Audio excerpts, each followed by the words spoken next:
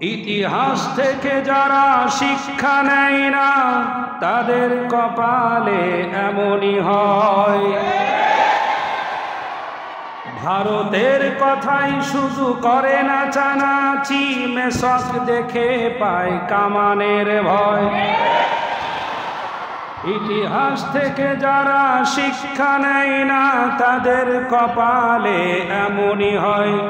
পরের কথাই শুধু করে না চানাচি, মেসক দেখে পায় কামানের ভয়।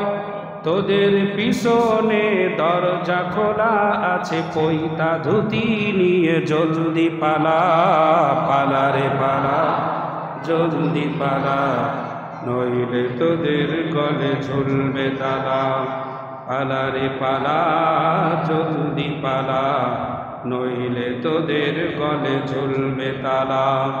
হক আসছে, বাতিল তো কাঁপছে, ছিনিয়ে নেবে ওরা জয়ের মালা। পালা রে পালা, জলদি পালা, নইলে তোদের গলে ঝুলবে তালা। আলহামদুলিল্লাহ, স্বল্প সময় কথা বলবো, মনোযোগ দেওয়ার জন্য দৃষ্টি আকর্ষণ করছি।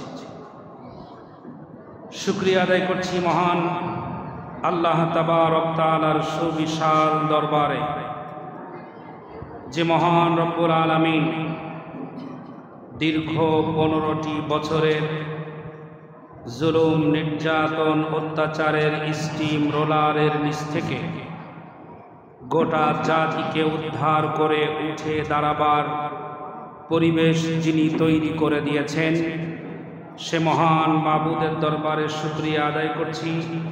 অন্তরের অন্তরস্থল থেকে সকলে বলছি আলহামদুলিল্লাহ। দরুদ এবং সালাম প্রেরণ করছি বিশ্ব মানবতার মুক্তির দূত, আখেরি জামানার চূড়ান্ত পয়গম্বর, বিধ্বস্ত মানবতাকে উদ্ধারকারী, সকল শ্রেণী পেশার মানুষের অনুসরণীয়, অনুকরণীয় উত্তম আদর্শের অধিকারী, ব্যক্তিগত, পারিবারিক, সামাজিক, জাতীয় এবং আন্তর্জাতিক পর্যায়ে রাজনৈতিক অঙ্গনের সর্বকালের বিজয় বীর, মহামানব, শাফাতের একমাত্র কাণ্ডারী, আমার আপনার প্রাণাধিক প্রিয় নবী মুহাম্মদুর রাসূলুল্লাহ সাল্লাল্লাহু আলাইহি ওয়াসাল্লামের প্রতি হৃদয়ের গভীর থেকে দোয়া করছি তাদের জন্য, যুগে যুগে নবী রাসূল, সাহাবায়ে কেরাম আজমাইন রিদওয়ানুল্লাহি তাআলা আনহুম এবং আল্লাহর জমিনে আল্লাহর দ্বীন প্রতিষ্ঠার আন্দোলনে অতন্দ্র প্রহরীর কাজ করতে যে যিনারা নিজেদের জীবনকে বিলিয়ে দিয়েছেন এবং বাংলাদেশ জামাত ইসলামীর প্রতিষ্ঠা লগ্ন থেকে আজকের এই মুহূর্ত পর্যন্ত যারা সীসা ঢালা প্রাচীরের মতো আল্লাহর জমিনে আল্লাহর আইন বাস্তবায়ন করার আন্দোলনে নিজেদের জীবনকে বিলিয়ে দিয়েছেন, আল্লাহ তাআলা তাদেরকে শাহাদাতের উচ্চ মর্যাদা নসিব করেন। দ্বিতীয় স্বাধীনতা যুদ্ধে যে সকল ভাইয়ের অংশগ্রহণ করে শাহাদাত বরণ করেছেন, আল্লাহ পাক তাদেরকে ত্রুটি ভুলগুলি ক্ষমা করে দিয়ে জান্নাতের উচ্চ মাকাম দান করেন। আহত সৈনিক, আহত যোদ্ধা হয়ে, গাজী হয়ে যারা হাসপাতালের বেডে শুয়ে কাতরাচ্ছেন, বিভিন্ন যন্ত্রণায় হাত হারা, পা হারা, গুলি খাওয়া, আল্লাহ পাক তাদের যন্ত্রণাগুলোকে যেন লাঘব করে দেন, জোরে বলেন আমিন। লক্ষ্য রাখবেন, ডাইনি বুড়ির অনেক বয়স, লজ্জা ছিল না কিছুতে, বিরোধীদের দমন পীড়ন মিশে ছিল রক্ততে। ডাইনি বুড়ি বাঁচবে অনেক, মরবে না তো এই বুড়ি, মিথ্যে কথা বলার বেলায় নেই কো কোথাও তার জড়ি। মানুষ খেকো রক্ত চোষা, বললে বলে মিথ্যে কথা বলিস না, আপনজন হারানোর ব্যথা আমার চাইতে কেউ বোঝে না। খুন করেছে, গুম করেছে, লাশ ফেলেছে পিলখানায়, হাজার মানুষ শেষ করেছে শাপলা চত্বরের আঙিনায়। ভাত খেয়েছে, নুন খেয়েছে, পেট ভরেনি কিছুতেই, পেট ভরেছে ডাইনি বুড়ির বিরোধীদের রক্ততে। রাক্ষসীর ওই আয়না ঘরে যাই না দেখা নিজের মুখ, গুম করেছে হাজার মানিক, কেড়ে নিয়েছে সকল সুখ। হয়নি বলে আর হবে না, হয়নি বলে আর হবে না, সবাই বলেছে বাদ দে। লক্ষ তরুণ রাজপথে নেমে চেঁচিয়ে বলেছে খুনি সরাবই, হাত দে। বিজয় এসেছে, বিজয় হয়েছে। আল্লাহ পাক এ বিজয় স্থায়িত্ব এবং স্থায়ীভাবে এ বিজয় গ্রহণ করার বা ভোগ করার তৌফিক যেন আল্লাহ তাআলা দান করেন, বলেন আমিন। প্রিয় বন্ধুগণ, বাংলাদেশ এখন সংখ্যামুক্ত। এতগুলি মুসল্লি এই মসজিদে এক জায়গায় জুমার নামাজ ছাড়া এক জায়গায় বসে কোরআনের আলোচনা হবে এমন পরিবেশ বাংলাদেশে ছিল না।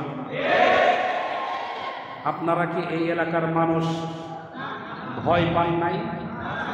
10 জন টুপিওয়ালা এক জায়গায় দাঁড়াতে পেরেছে? পারে না। 50 জন মুসল্লি এক জায়গায় হয়ে চা পান করবে, জিরাবো স্ট্যান্ডে গিয়ে 15 জন আলেম এক জায়গায় হয়ে চা খাবে আর হাকিমপুর জর্দা দিয়ে পান খাবে, এটাও তাদের সহ্য হয় না।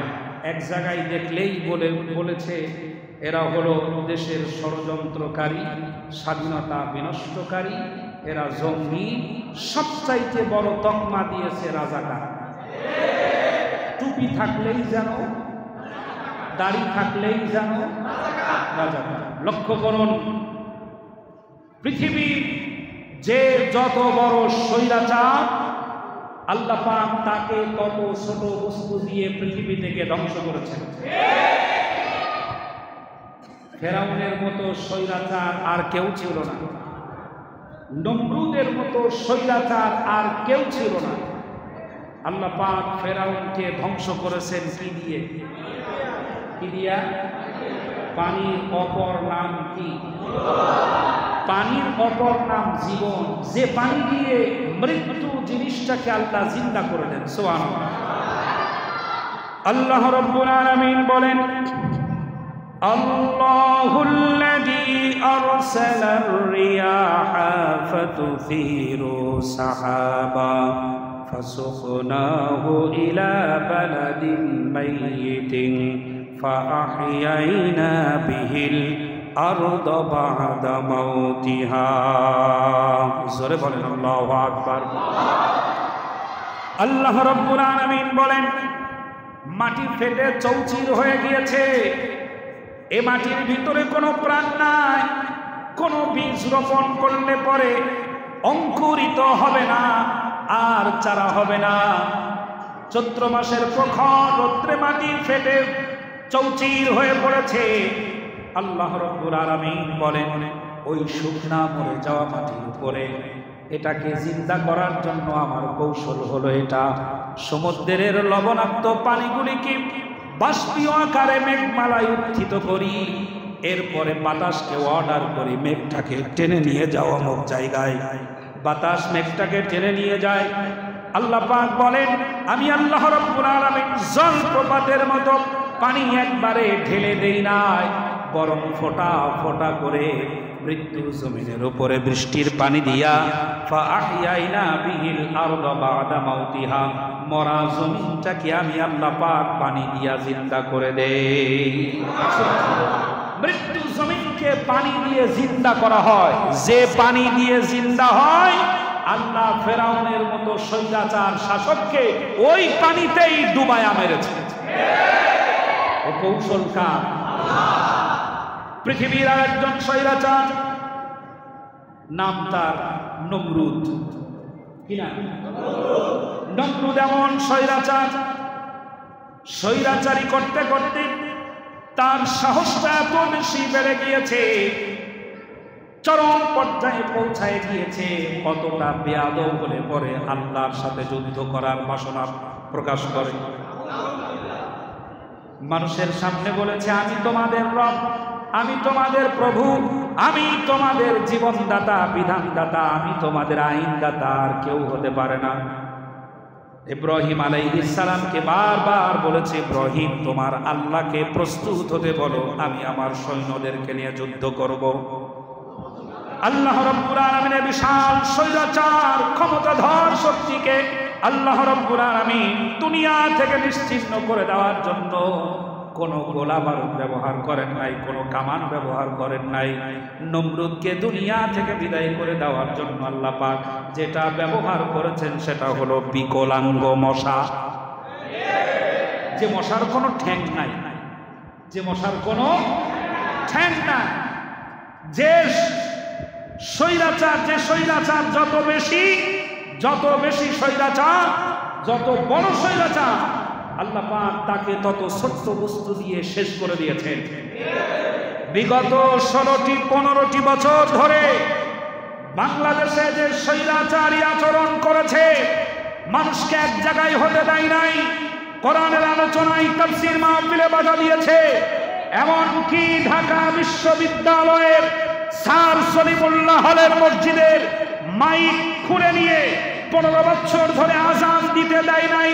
যেই স্বৈরাচারের সোনার ছেলে নামক কুখ্যাত ছাত্রলীগের লোকেরা, আল্লাহ রাব্বুল আলামিন এই স্বৈরাচারকে বিদায় করেছেন মাত্র 4 অক্ষরের রাজাকার শব্দ দিয়া। অথচ এটা দিয়েই তারা ক্ষমতায় বসেছে।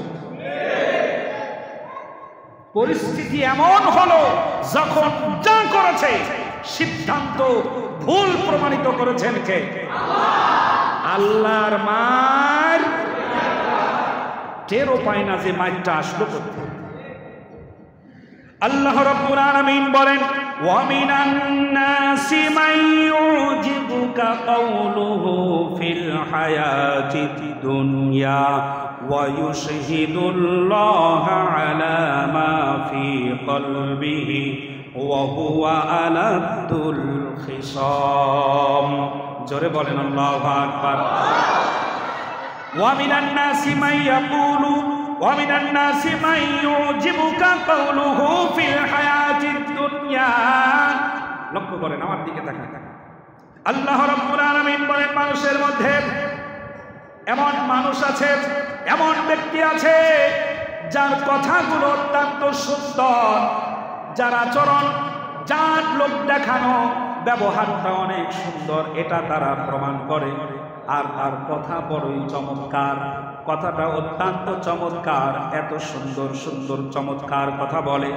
সেই ব্যক্তি আপনাদের সামনে এসে বারবার বলছে, আল্লাহ সাক্ষী, আমি কেবলমাত্র ভালোটাই করতে চাই, ভালোর জন্যই যা করেছি, আমার নিজের কোনো স্বার্থ নাই, শুধুমাত্র সত্য এবং ন্যায়ের জন্য করেছি।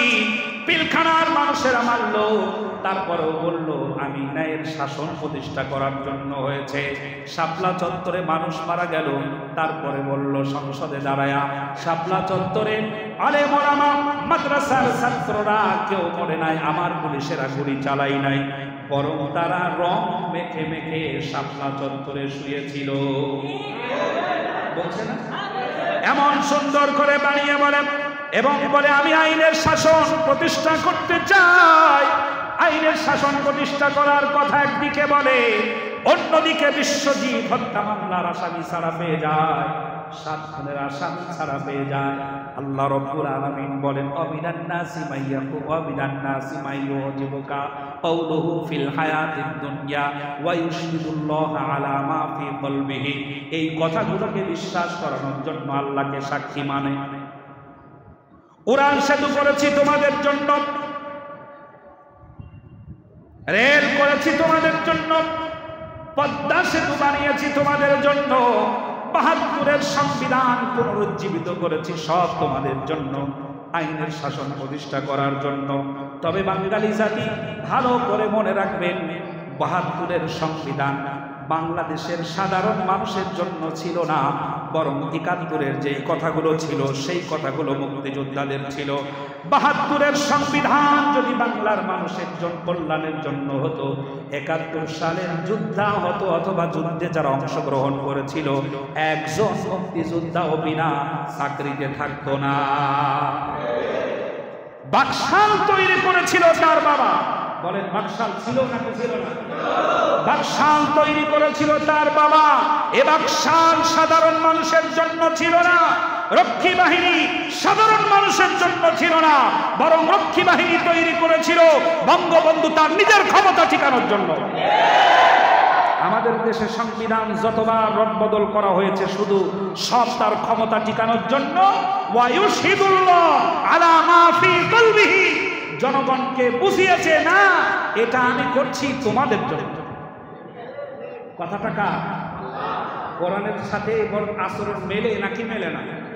আমি আরেকটু একটু করে মিলাইয়ে দেব, কষ্ট হবে না তো? খারাপ লাগবে না তো? যদি কারো খারাপ লাগে, কেউ যদি খারাপ লাগার দল থাকে, তাহলে বুঝে নিবে এই ব্যক্তির জন্ম যদি মুসা আলাইহিস সালামের জামানায় হতো, তাহলে এই লোকটা মুসা নবীর জন্য কাঁদতো না, দুঃখ প্রকাশ করতো না, ফেরাউনের জন্য দুঃখ প্রকাশ করতো। এ দল এখনো আছে না? মূলত এদের রক্তের ভিতরেই ভেজাল। ভেজাল কোথায়? রক্তের ভিতরেই ভেজাল। আল্লাহ রাব্বুল আলামিন বলেন, ওয়ায়ুশহিদুল্লাহ আলা মা ফি কলবিহি, মানুষকে বিশ্বাস করানোর জন্য চোখের পানি ফেলেছে, গোটা জাতির সামনে ভাষণ দেওয়ার জন্য কালো কাপড় পরিধান করেছে, হাতে টিস্যু আগে থেকেই প্রস্তুত। হাতে কি টিস্যু? আমার চোখ দিয়ে পানি পড়বে নাকি পড়বে না আমি নিজেও জানি না, এই জন্য আমার হাতে কোনো টিস্যু। যে ব্যক্তি আগে থেকে তৈরি করে আমাকে অভিনয় করতে হবে, এই জন্য হাতে আগে থেকেই টিস্যু। এসি রুম, কত সুবাস করা রুম, কত সুন্দর রুম, ওই জায়গায় টিস্যু ব্যবহার হবে, গায়ে তো ঘাম বেরোবে না। কি কারণে টিস্যু ব্যবহার করবে? এজন্য আগে থেকে প্রস্তুত থাকা। মানুষেরা বোঝে না, পূর্ণ প্রস্তুতি গ্রহণ করে বলছে আপনজন হারানোর ব্যথা আমার চাইতে আর কেউ বোঝে না। একদিকে এই কথাটা বলছে আমি বাংলাদেশের ভালো চাই, অন্যদিকে আবু সাঈদ আর বন্ধু সহ হাজারো মায়ের বুক খালি করে দিয়েছে। শুধু তাই নয়, বাংলাদেশের প্রশাসনের যে ভাবমূর্তি ছিল, বাংলাদেশের প্রশাসনের যে মর্যাদা ছিল, তার দাদার বাড়ি থেকে, তার আপন বন্ধুর বাড়ি থেকে প্রশাসনের আমার দেশের সেনাবাহিনীর মান সম্মান ধুলার সাথে মিশিয়ে দিয়েছে। গোটা জাতির সামনে পুলিশ প্রশাসন বিভাগকে জাতীয় ভিলেন হিসেবে প্রমাণ করে দিয়েছে। আল্লাহ পাক জাতিকে কোথা থেকে বাঁচিয়েছেন আমি কোরআন থেকে আলোচনা করছি আর বিরাচ্ছি, লক্ষ্য করেন। এখনো যদি ব্যথা লাগে তাহলে আগে থেকেই বলবো, দিল্লি মামু বাড়ি যাও।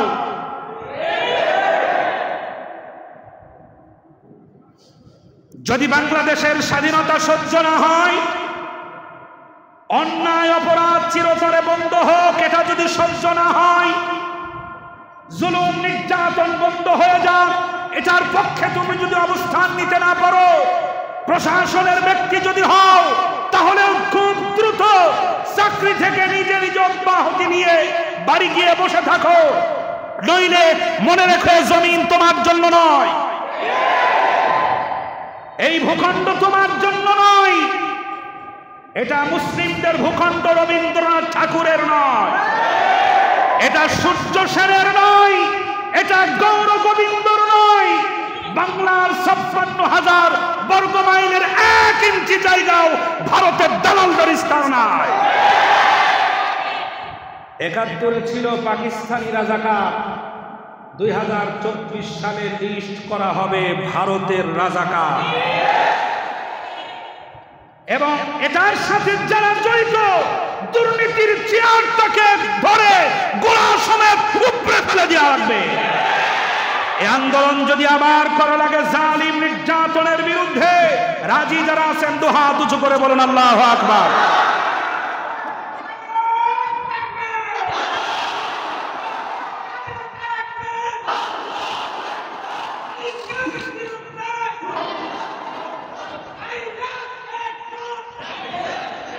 আল্লাহ যেন কবুল করেন, বলেন আমিন, জোরে বলেন আমিন। আমার বন্ধুগণ, সোশ্যাল মিডিয়া, ফেসবুক, অনলাইনে কখনো কখনো এটা শুনতেছি যে তিনি নাকি আবার আসবেন। ইন্দুর ধরছেন আপনারা?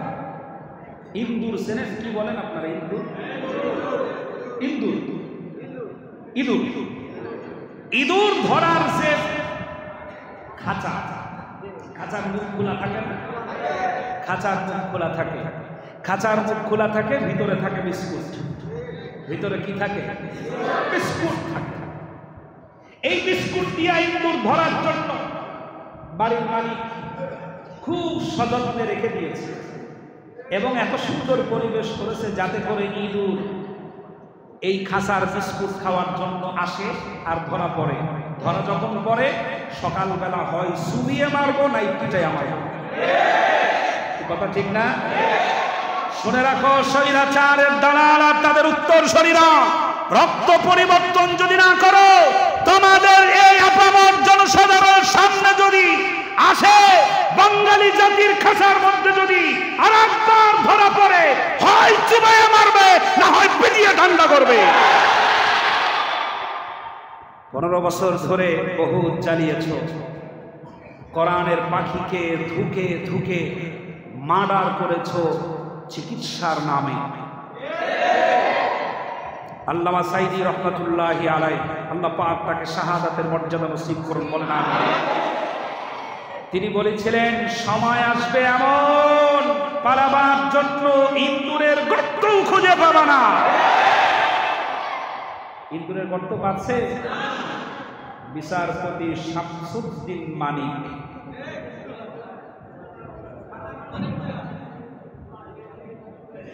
ওরে আমার হাবা যাবা, ওই মুখে কি বাতাসা খাবা? আল্লাহ রাব্বুল আলামিন বলেন, ওয়ায়ুশহিদুল্লাহ আলা মা ফি কলবিহি ওয়া হুয়া আলাদুল খিসাম।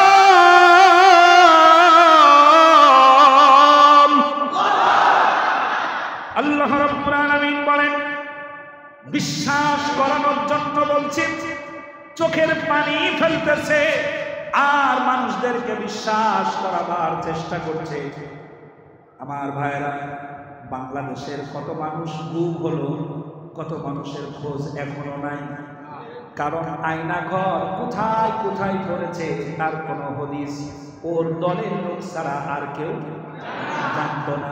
এজন্য বলি, রাক্ষসীর ওই আয়না ঘরে গুম করেছে, রাক্ষসীর আয়না ঘরে যাই না দেখা নিজের মুখ, গুম করেছে হাজার বাণী, কেড়ে নিয়েছে পরিবারের সুখ। জোরে বলেন আমার ভাইরা। এই কথাগুলো বিশ্বাস করানোর জন্য নানান রকমের নাটক করেছে। মেট্রো রেল পরিদর্শন করার সময় চোখের পানি দেখে বোঝা গেছে হাজার মানুষের জীবনের মূল্য তার কাছে কিছু নাই, মেট্রো রেলের দাম তার কাছে অনেক বড়, বিশাল বড় দাম।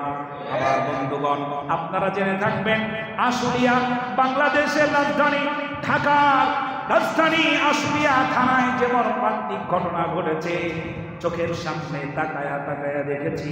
এলাকার মুরব্বীদেরকে জিজ্ঞেস করেছি, তারা বলেছে স্বাধীনতার আগে পরে 24 সালের 5ই আগস্ট পর্যন্ত জীবনের তরেও আশুলিয়া থানাতে এমন লৌমহর্ষক ঘটনা ঘটে না।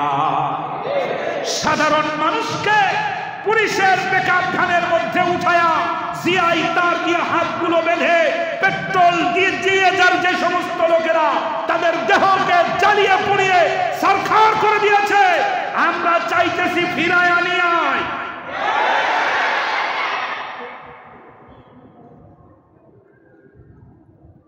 এত ঢোল বাজানোর দরকার নাই, ফিরায় আনিয়ে আয়। শুধুমাত্র 57 জন সেনা অফিসারের হত্যা মামলায় 14 বার ফাঁসি হবে। আল্লাহ পাক যেন এটাও দেখার তৌফিক দেন। জোরে বলেন আমিন। কষ্ট পাচ্ছেন? এক লোকের রক্ত লাগবে। কি লাগবে? রক্ত দেন না আপনারা? রক্ত দেন। আমার শরীর থেকে রক্ত গেছে পর্যন্ত 37 ব্যাগ। দিতেই থাকি, ভালোই লাগে। আর রক্তের গ্রুপ হলো ও নেগেটিভ। কি গ্রুপ? ও নেগেটিভ। খুঁজে পাওয়া যাচ্ছে না।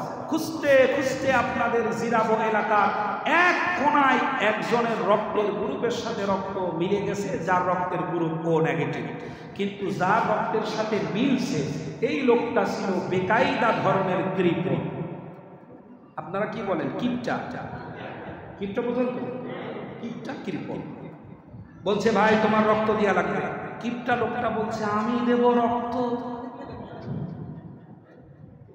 যদি আমার পেটে বেশি ক্ষুধা লাগে, ভাত কম লাগার আশায় ভাত খাওয়ার আগে 3 গ্লাস পানি খায় আগে, যাতে ভাত কম লাগে। আর আমি দেব রক্ত? অসম্ভব।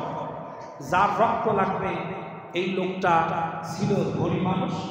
লোকজনদেরকে ডাক দিয়ে বলল ও নেগেটিভ রক্ত খুব রেয়ার, সহজে পাওয়া যাবে না, সুতরাং তাকে ধরো আর হাসপাতালে নিয়ে চলো। জোর করে ধরে টেবিলের উপরে শোয়া এক টানে রক্ত নেছে 2 ব্যাগ। কয় ব্যাগ? 2 ব্যাগ রক্ত নেওয়ার পরে লোকটা তো উঠে বসতে পারে না, দাঁড়াতে পারে না। কি একটা বেকায়দা অবস্থা। ও বেডের উপরে শুয়ে আছে। বড় লোকটা ডয়ারের টেবিলের ডয়ার টান দিয়ে চেক বই বের করে 2 লক্ষ টাকার চেক লিখে ওখানে সাইন করে দিয়ে বলছে ভাই এই নাও তোমার 2 ব্যাগ রক্তের দাম 2 লক্ষ টাকা। কিপটা কৃপণ মানুষের হাতে 2 লক্ষ টাকার চেক মানে আকাশের চাঁদ। ঠিক না? ও টাকা যেভাবে কোনে 2 লক্ষ টাকা পাওয়ার পরে কিপটা তো বলছে স্যার আমি আরো 1 ব্যাগ রক্ত দিতে চাই। বলছে হাই রে বদনা, তুই যদি আরো 1 ব্যাগ রক্ত দিস তুইও বাঁচবি না, বিপদে পড়বি, আমারও বিপদে ফেলবি। সুতরাং দরকার নাই, নাম্বার থাকলো 3 মাস পরে ফোন দেবো, প্রয়োজন যদি হয় তাহলে এসে রক্ত দিয়ে যেও। 3 মাস পরে ফোন দিয়েছে, হ্যালো। ও বলছে স্যার কোথায় আসতে হবে বলেন? অমুক এলাকার অমুক হাসপাতালে। আসার পরে রক্ত নেছে 1 ব্যাগ। এবার এই বড় লোকটা তারে টাকা দিচ্ছে মাত্র 10 টাকা। আগে দেশে কত আর এখন? মাথা ঠিক থাকার কথা। মেজাজ গরম হয়ে গেছে। হাইজমি করেন নিয়া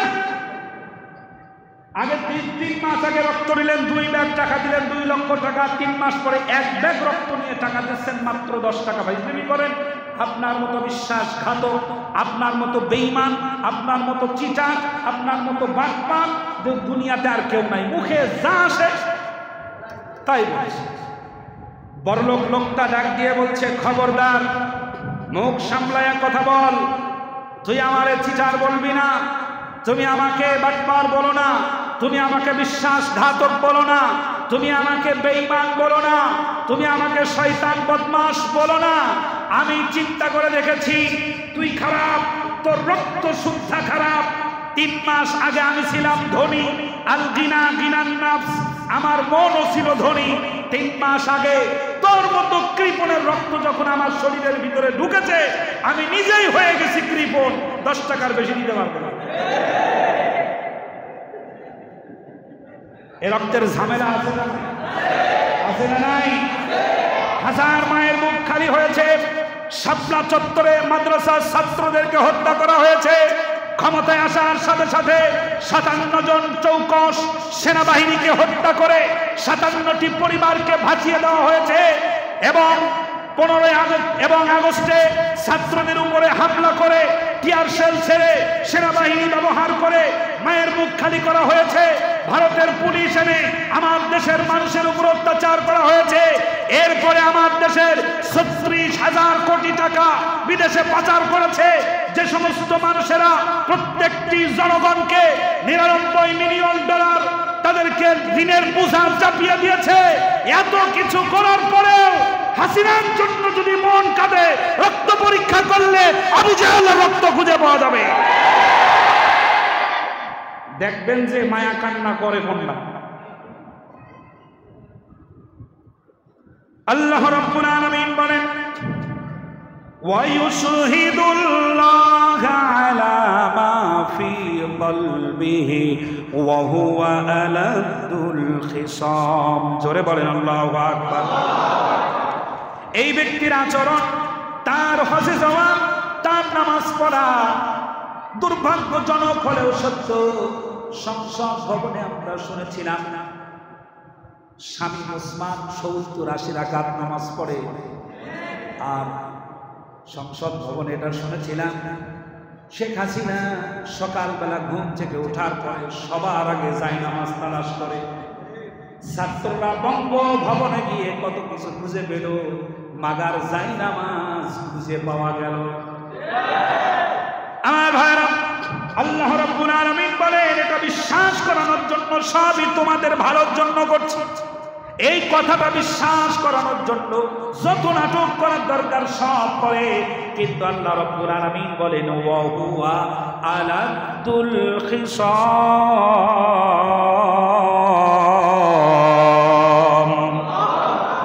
আসলে সে ব্যক্তি সত্য এবং ন্যায়ের নিকৃষ্টতম চূড়ান্ত শত্রু।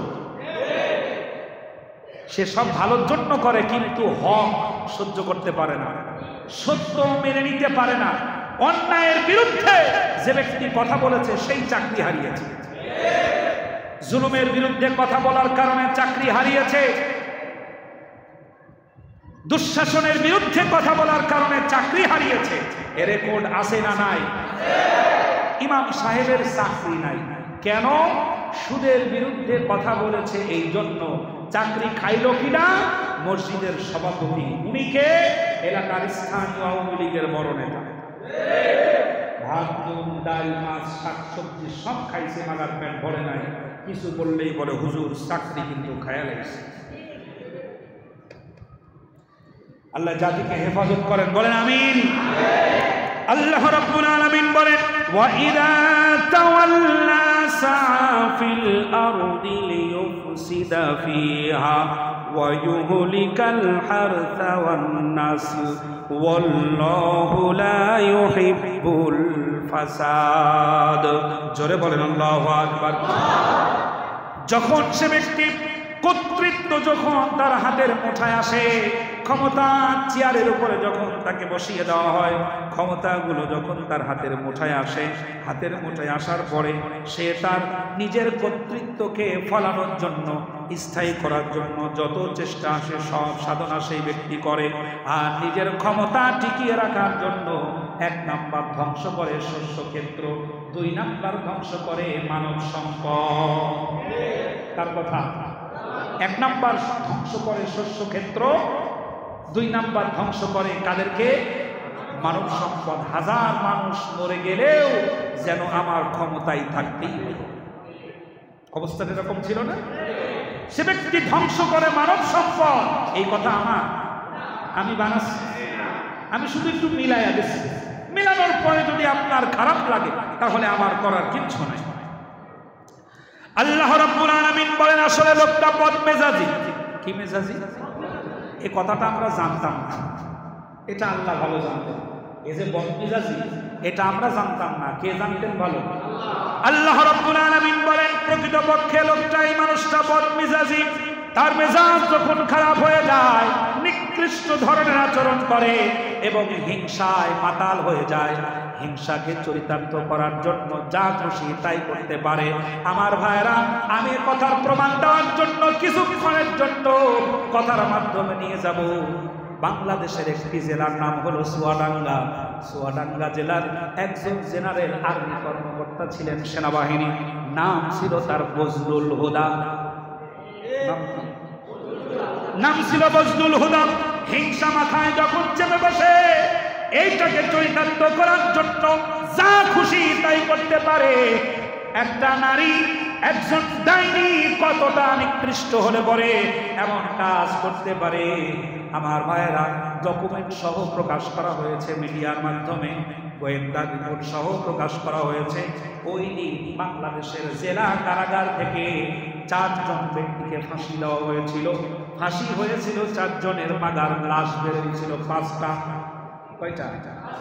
তার ভিতরে 4টা লাশের ব্যাপারে তেমন কোনো বক্তব্য পাওয়া যায় না।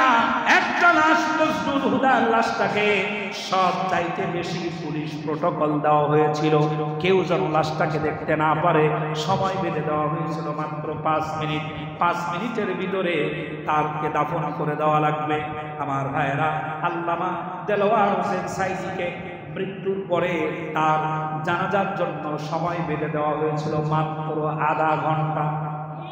কত? আধা ঘন্টা সময় বেঁধে দেওয়া হয়েছিল। শহীদ মাওলানা মতিউর রহমান নিজামী, তাকে ফাঁসি দেওয়ার পরে তার লাশটাকে দাফন করার জন্য গভীর রাত্র নির্ধারণ করা হয়েছিল। সকাল হতে দেওয়া যাবে না, রাতের বেলায় তাকে দাফন করে দেওয়া লাগবে।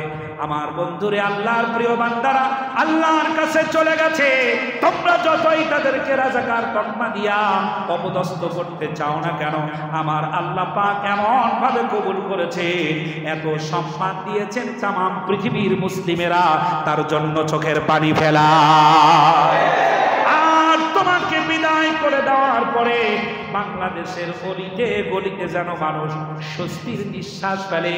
যে লোকটা মারা যাওয়ার পরে মানুষ খুশি হয়, স্থানান্তরিত হওয়ার পরে মানুষ খুশি হয়, চলে যাওয়ার পরে মানুষ খুশি হয়, ওই লোকটা নিশ্চিত আল্লাহর জাহান্নামের কীট। আল্লাহ রাব্বুল আলামিনের এই বান্দা, আল্লাহ পাকের জমিনের এই নিকৃষ্ট বান্দি কতটা হিংসাত্মক ছিল।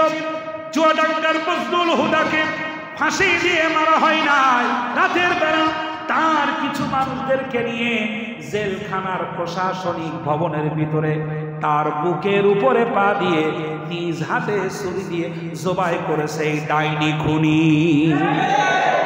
ও যে হিংসা মাথার ভিতরে চেপে বসতে যা খুশি তাই করতে পারে, কে বলছেন কথা?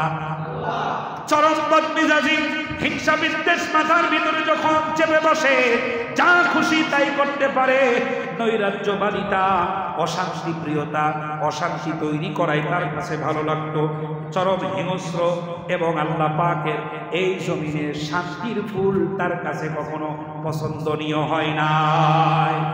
আল্লাহ রাব্বুল আলামিন এবার বলেন, ইন্না ফিরআউনা আলা ফিল আরদি ওয়া জাআলা আহলাহা শিয়াআন ইয়াস্তাদঈফু তাইফাতাম মিনহুম ইউযাব্বিহু আবনাআহুম ওয়া ইয়াস্তাহয়ী নিসাআহুম ইন্নাহু কানা মিনাল মুফসিদিন।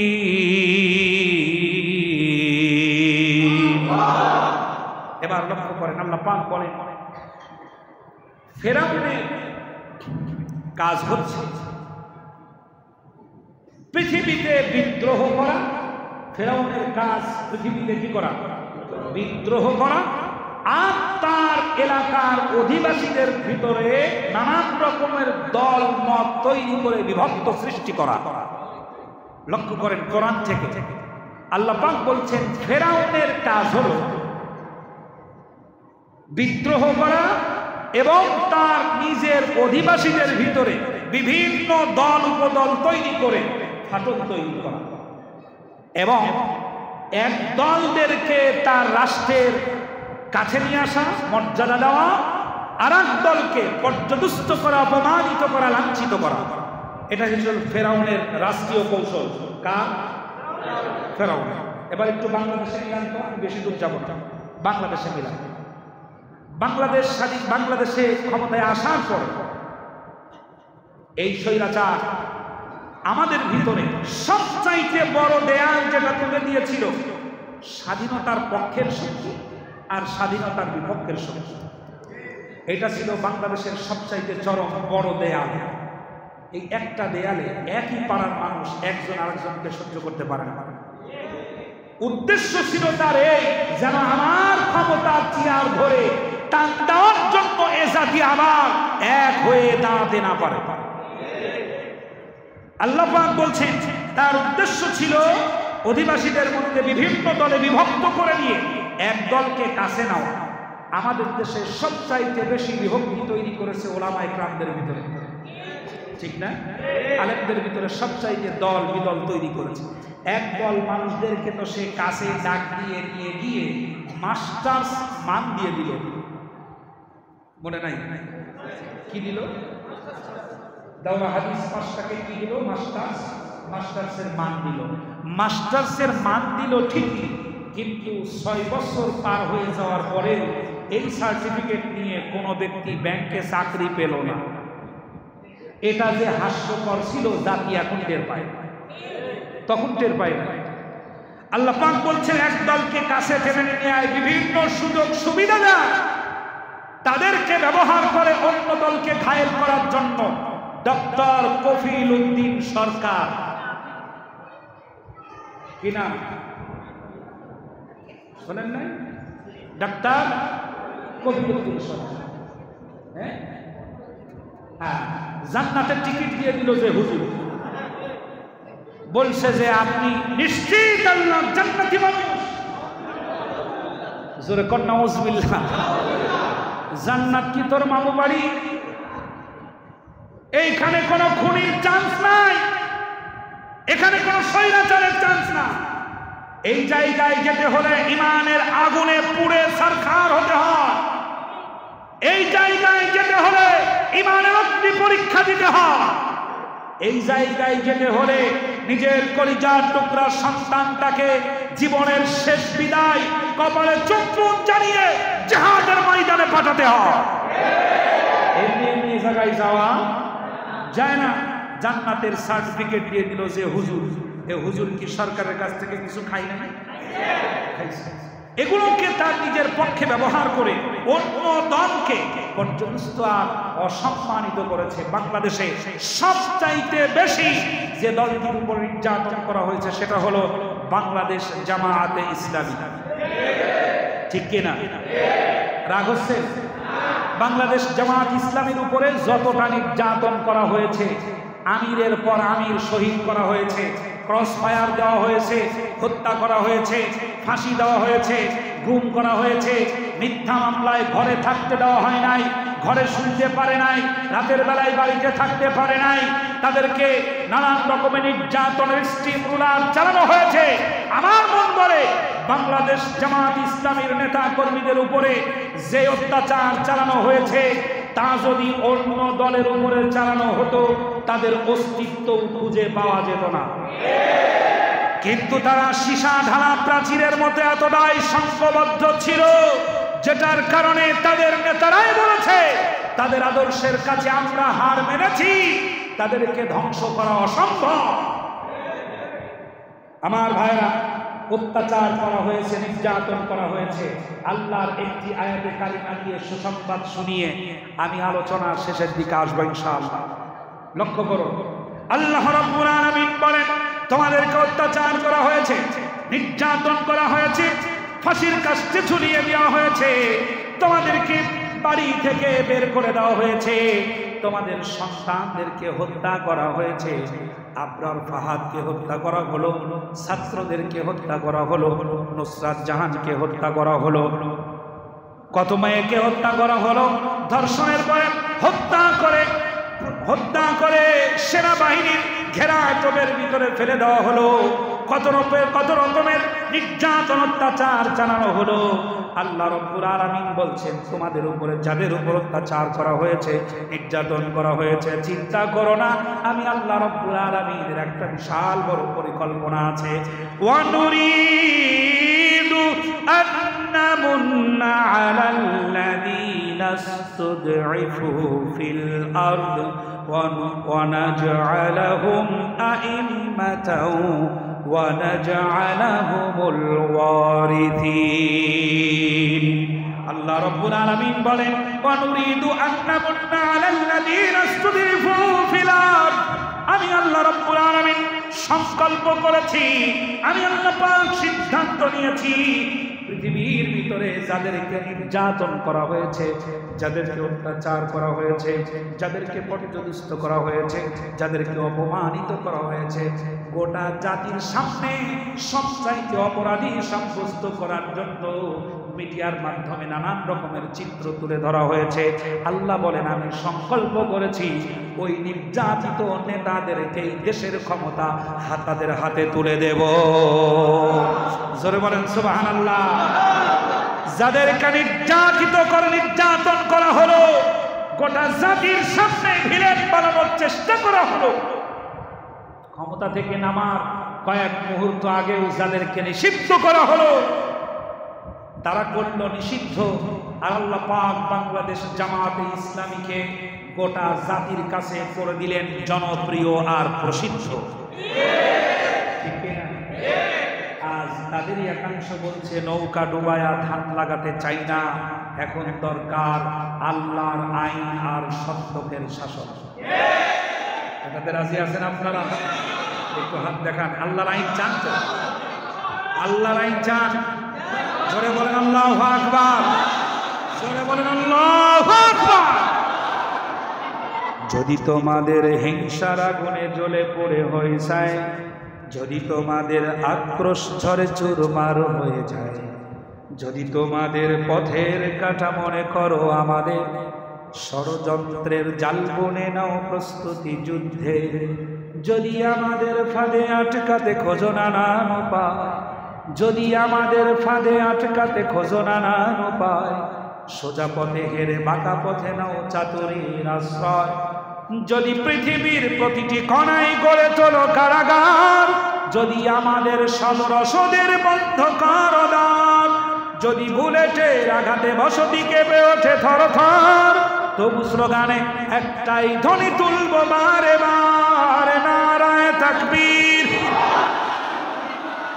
নারায়ে তাকবীর, আবার নারায়ে তাকবীর, আল্লাহু আকবার, নারায়ে তাকবীর। গুম হয়ে গেছে ভাই, তবু পথ চেয়ে থাকি বসে, শহীদ আবরার হয়ে সে যদি ফিরে আসে, পিতামাতা হারিয়ে অবুঝ শিশুকে দেখায়, বিচার করো ওগো প্রভু, আমি নালিশ দিয়ে যাই। গুম হয়ে গেছে ভাই, তবু পথ চেয়ে থাকি বসে, শহীদ আবরার হয়ে সে যদি ফিরে আসে, পিতামাতা হারিয়ে অবুঝ শিশুকে দেখায়, বিচার করো ওগো প্রভু, আমি নালিশ দিয়ে যাই।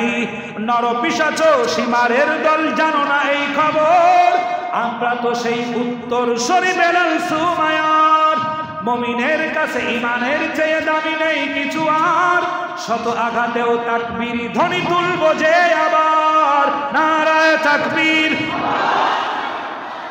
নারায়ে তাকবীর, আবার নারায়ে তাকবীর, আল্লাহু আকবার, নারায়ে তাকবীর। মেরেছ অনেক, সয়েছি ব্যথা, ঝরেছে রক্ত কত, তবু জিহাদের ডাক আসে যদি না শুকাতেই ক্ষত, ঘরে বসে কেউ রইব না কঠোর অজুহাতে, যাব রাজপথে জীবন বিলাতে আলী হামচার মতো। রাজি আছে? যদি ইসলামী আন্দোলন বাংলাদেশ জামাত ইসলামী ডাক দেয়, আসো তৌহিদি জনতা, আল্লাহর কোরআনকে সংবিধান পর্যন্ত নিয়ে যাওয়ার জন্য তোমাদের জানকে আরেকবার কোরবান করার জন্য প্রস্তুত থাকতে হবে। তাহলে বাড়ি থেকে, স্ত্রী সন্তানের কাছ থেকে বিদায় নিয়ে, মায়ের কাছ থেকে বিদায় নিয়ে, বাবার কাছ থেকে বিদায় নিয়ে, আল্লাহর কোরআনকে সংবিধান পর্যন্ত, রাষ্ট্র পর্যন্ত পৌঁছায় দিতে যারা রাষ্ট্রবাদ তৈরি আছেন, দুটি হাত উঁচু করে একবার দেখিয়ে দেয়।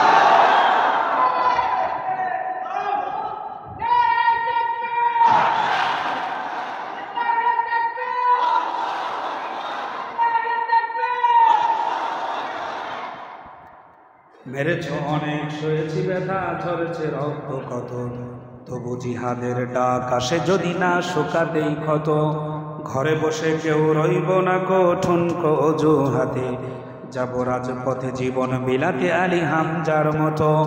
মুসলমানের প্রতিটি ঘরে জেগে আছে তিতুমির, প্রয়োজনে ফের বাঁশের কেল্লা করবে নবীন বীর।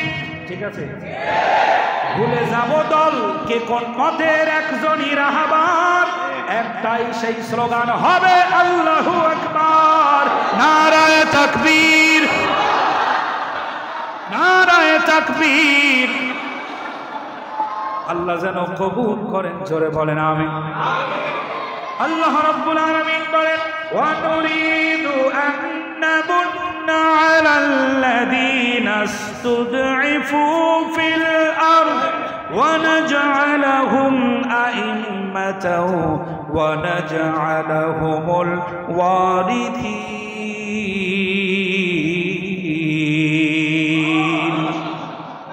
আল্লাহ রাব্বুল আলামিন বলেন, তোমাদেরকে লাঞ্ছিত করা হয়েছে, তোমাদেরকে বঞ্চিত করা হয়েছে, তোমাদেরকে নির্যাতন করা হয়েছে, তোমাদেরকে জানাজার নামাজটা পর্যন্ত পড়তে দেওয়া হয় নাই, তোমাদেরকে জানাজার নামাজে বাধা দেওয়া হয়েছে, নামাজে বাধা দেওয়া হয়েছে, তোমাদের আজান যেন শুনতে না পারে সলিমুল্লাহ মুসলিম হল থেকে মসজিদের মাইক খুলে নেওয়া হয়েছে। এতটা নির্যাতন করা হয়েছে, দুই ভাই এক জায়গায় থাকতে পারো নাই, কয়েকটা ভাই এক জায়গায় বসে একটু আলোচনার সমাবেশ করতে পারো নাই, এতটা নির্যাতন করা হয়েছে।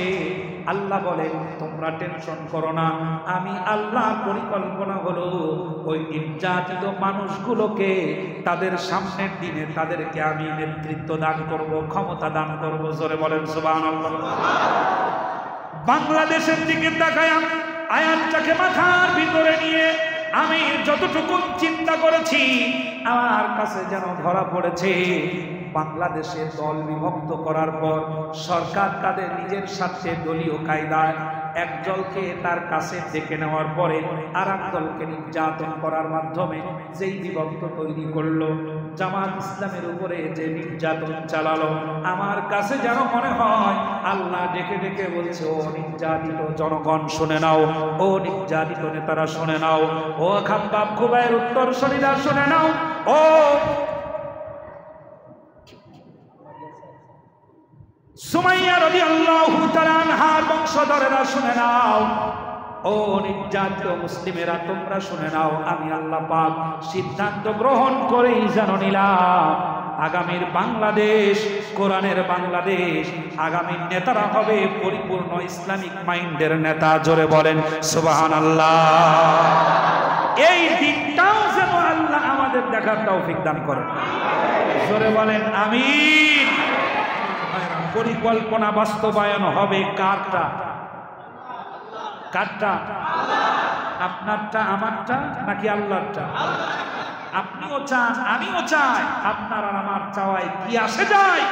আল্লাহ যেটা চাই সেটাই হয়। পরিকল্পনা গ্রহণ করছেন কে? আল্লাহ রাব্বুল আলামিন পরিকল্পনা গ্রহণ করলেন। এই মুহূর্তে বাংলাদেশের ক্ষমতার চেয়ারটা যদি তোমাদের হাতের উপরে দিয়ে দেওয়া হয়, তোমাদেরকে যদি দায়িত্ব তুলে দেওয়া হয় তোমরা রাষ্ট্র পরিচালনা করবে, তাহলে তোমাদের এক একজন ব্যক্তিদেরকে ইউনিয়ন পরিচালনা করার যোগ্যতা অর্জন করতে হবে, ইউনিট পরিচালনার যোগ্যতা অর্জন করতে হবে, ওয়ার্ড পরিচালনার যোগ্যতা অর্জন করতে হবে, ইউনিয়ন পরিচালনার যোগ্যতা অর্জন করতে হবে, থানা পরিচালনার যোগ্যতা অর্জন করতে হবে, জেলা পরিচালনার যোগ্যতা অর্জন করতে হবে। তোমরা যদি যোগ্য মানুষ তৈরি করতে না পারো, আর দুর্নীতিবাজরা যদি মাঝখান দিয়ে ক্ষমতার চেয়ারে বসে, আবার তোমাদেরকে নির্যাতনের শিকার হওয়া লাগবে। সুতরাং লোক তৈরি করার দায়িত্ব এখন আমাদের, ঠিক কিনা? লক্ষ্য করেন, একটি হিসাব বুঝিয়ে দিই। বাংলাদেশে একটা ইউনিয়নে ওয়ার্ড থাকে কয়টা বলেন? 9টা। 9টা ওয়ার্ডে মেম্বার লাগে